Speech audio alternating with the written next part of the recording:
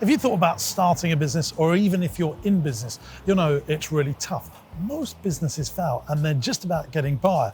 There are a few percent that have been around for more than 10 years and are actually very profitable. And I think they're profitable because they've got the right model. The model sets you up for success. Well, in this video, I'm going to go through 6 profitable businesses that have got great models that are going to set you up for the long term so you can be in business for a long time and actually make some profit. Let's break down those 6 profitable models.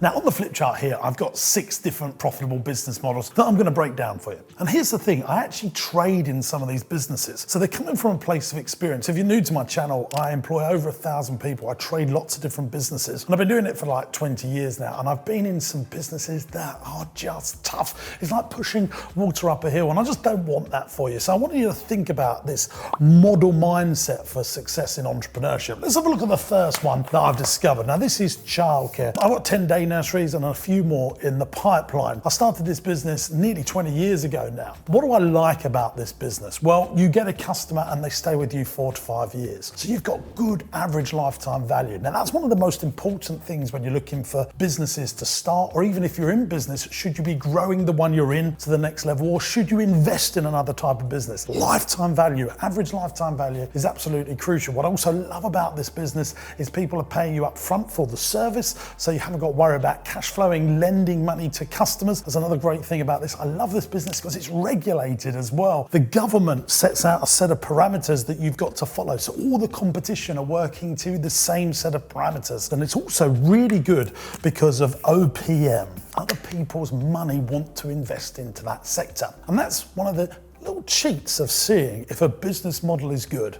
If pension funds, private equity, venture capital, or even banks want to invest or lend money into a sector, you know that you're on to a winner-winner chicken dinner. Because if you build a profitable day nursery, say it generates £1 million worth of sales, it makes £200,000 worth of profit, there's going to be a venture capitalist, a private equity person chomping at the bit to buy it from you, or other business owners, entrepreneurs that are in a roll-up phase of putting other nurseries together. I've bought day nurseries from other people and rolled it into our business. That roll-up thing is a real good sort of clue as whether it's a good business or not. Banks love lending to profitable day nurseries, but they don't, for example, like lending to profitable restaurants. I mean, yes, a profitable restaurant will be able to get a loan, but it's much, much easier to get money from profitable childcare because of average lifetime value. You haven't got to worry about a fickle marketplace like the restaurant example. You know, a new restaurant opens in the town, everyone's going to go and try that. You've got someone in your day nursery, a new one opens in the town, well, they're used to your staff because they love you, they want you, they need you. And that is why this is a great business model. As long as it's big enough and it's not too small. You want to make sure that you've got enough children, you've got enough scale in there. If it's too small and it looks like a profitable job, you won't get other people's money wanting to invest in you. Like a B&B, you know, a 6-bedroom bed and breakfast hotel. A venture capitalist doesn't want to buy into that and roll that up, but you own a 70-bedroom hotel. Yes, they're very interested. Very similar for childcare. You don't want to be too small. You want to be of a nice size so you get some scalability into it. So I suppose scalability is another clue to what makes a profitable business model. Let's look at the second one.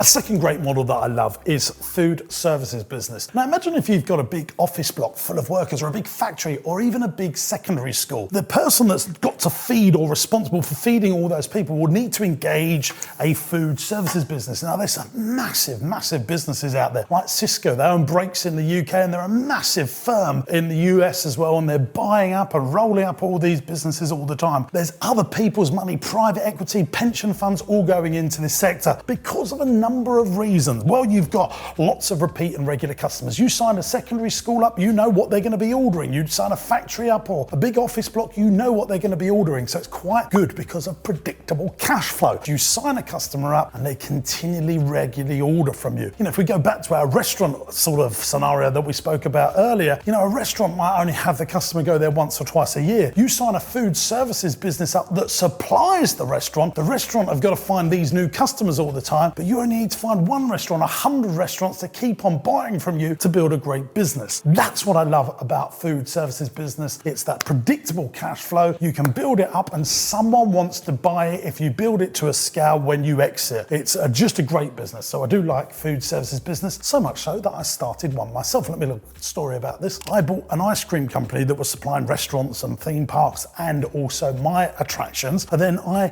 bolted on a food services business supplying all of my venues. And that's turned into a really profitable business and very predictable. Let's look at number 3.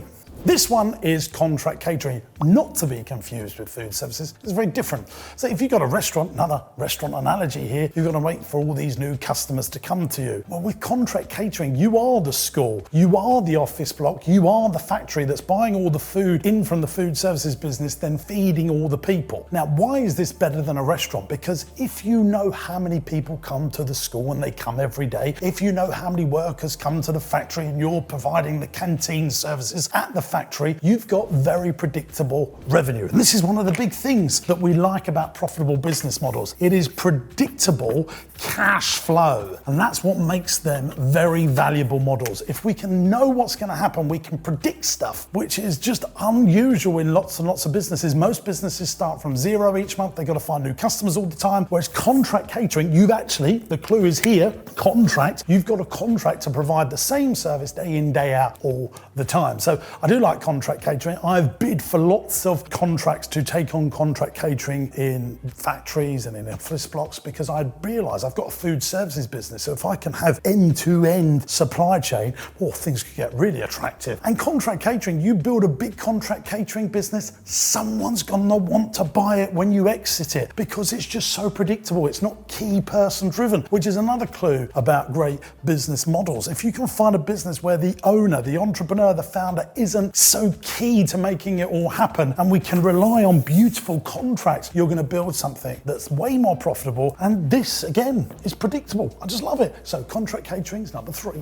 Number 4 is commercial property rentals. Now, when I started out in my entrepreneurial career, I had a trading business. I would funnel some of the cash out and put it into slow pounds, which for me was buy-to-let property investment. I would buy houses and flats and rent them out and enjoy some nice cash flow. Now, if you're here in the UK watching this video, you know the government have changed the rules on this and the tax efficiencies aren't there. Higher stamp duty, can't claim all the interest back, yada, yada, yada. So I pivoted into something that's so much better. You need a bit more cash, you need a bit more experience, but that's because it's so much more profitable. It's higher barrier to entry, which is another clue in building profitable business models. The higher barrier to entry you go, the better the business is because you've got a moat around your business that protects you against competition and headwinds. And that for me is commercial property rentals. I own an industrial estate and lots of commercial properties on FRI leases. This is fully repairing and insuring leases, which means the tenant has to look after the building. You can sign people up to 10, 15-year leases. You put in loads of capital allowances, which is a good tax write-off against any improvements you make to the property. You get lower stamp duty. You can put it into a pension, in a self-invested pension fund. There's loads of great things that you can do with commercial property rentals, and you get really good yields. You go and put £1 million out, whether it's your money, the bank's money, or a mixture of both, whoever's deploying the capital, you can get at least a 10% return if you know what you're doing. So you put £1 million out, you can get £100,000 worth of rent back. There's all the tax efficiency which you just don't get with residential property. And so you can build a really nice business out of commercial property rentals. And I've always advised entrepreneurs and business owners, look, try and buy the property that your business operates out of first, and then put some of your cash into this slow pound building assets. Eventually, this will turn into a lovely business on the side of your existing business. So commercial property rentals, buying a property, renting it out to other people, especially if it's in small warehouses and storage units. I just love that sort of business, especially storage. I mean, storage, oh my God, what a great model that is as well. So commercial property rentals, not to be confused with residential property rentals, which I think are a much harder game right now. Let's look at the next one.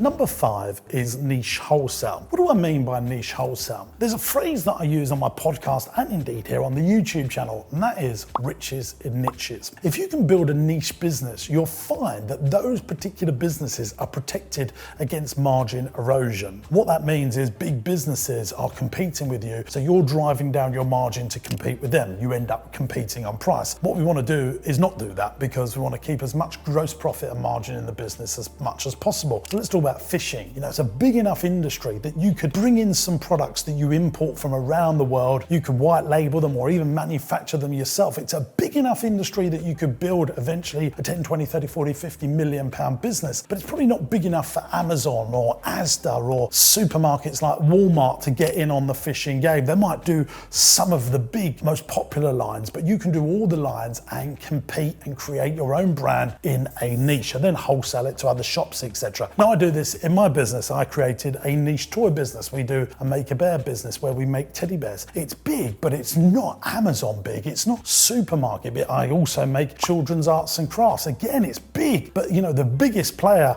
in the world might be a 200 million pound business, but Mattel and Hasbro, the big toy companies, don't want to get involved in it because it's not big enough for them. So you want to find these niches that are big enough, like a Goldilocks investor, not too big, not too cold, not too hot, but just about right. So I like niche wholesale businesses. If you look at the ones that I've got, my wholesale ice cream business, you know, it's niche. It's not every type of food, but nice, good quality ice cream products. If you look at my arts and crafts business and my teddy bear business, they're niche, they're big enough, but they're not too big. They're Goldilocks niche wholesale businesses. Find them and you're onto a winner.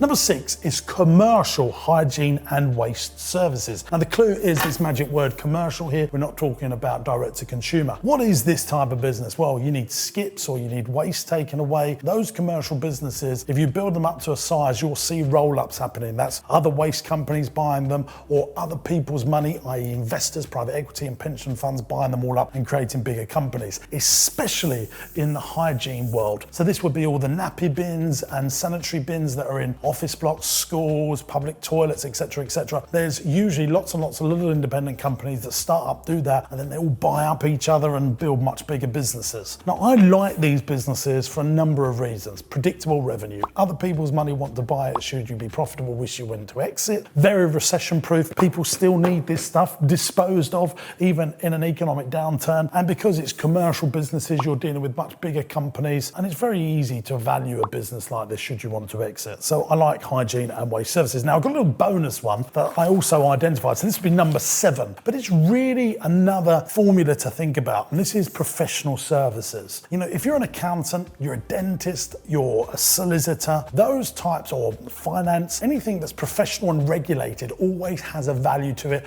It's always easy to predict what its value is going to be should you wish to exit. Other people's money want to buy into it and invest in it and grow in it. And it's actually trying to make your business look like it's a professionally regulated business. They are usually the ones that are more profitable. Higher barrier to entry, predictable revenue, easy to value. Other people's money want to get involved in it. So there we go, gang. There's 7 great ideas for profitable business models. And if you're new to my channel, don't forget, come and check out one of my seminars. I'm running a big one in London called Business Masterclass. This is a 2-day event where I literally show business owners how they can soar to success. Tickets are only a few £100 and you can buy them on my website, jamessinclair.net. There's also a link in the video description. Can't wait to see you at one of my seminars. See you real soon. Bye-bye.